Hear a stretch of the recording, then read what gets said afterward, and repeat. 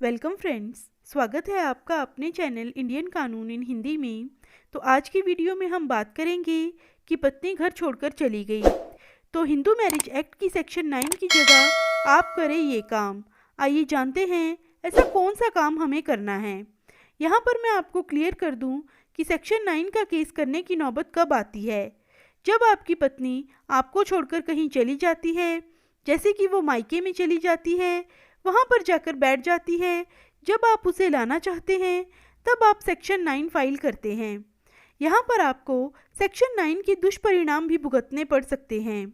यहाँ पर section 9 file करने की भी कुछ कंडीशंस होती हैं, जैसे कि सेक्शन 9 का केस आपको कब फाइल करना है।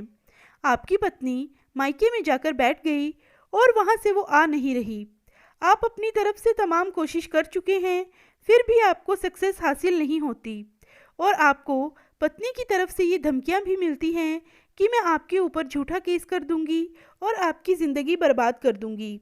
अगर आपको ऐसा लगता है कि आपकी पत्नी आपके ऊपर केस फाइल करने ही वाली है और आप अपनी पत्नी को अपने साथ रखना चाहते हैं, तो आप अपनी पत्नी के केस करने से पहले सेक्शन 9 का केस फाइल कर सकते हैं।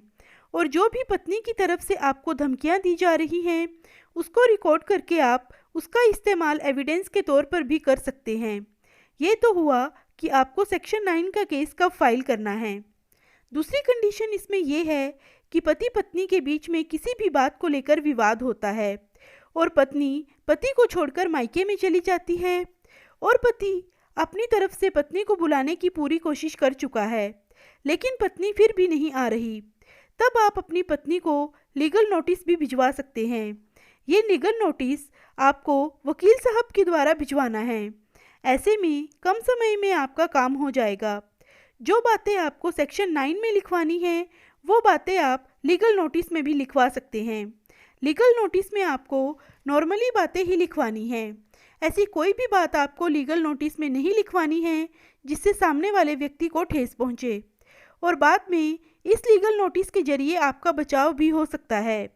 ये भी सेक्शन 9 की तरह ही कार्य करता है और कम समय में कम पैसा खर्च करके आप अपनी पत्नी के साथ अपना अगला जीवन व्यतीत कर सकते हैं। तो आई होप दोस्तों इस वीडियो में दी गई जानकारी आपको पसंद आई होगी।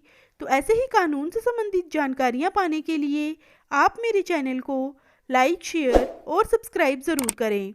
वीडियो में लास्ट तक जुड़े रहने के लिए आप सभी लोगों का धन्यवाद।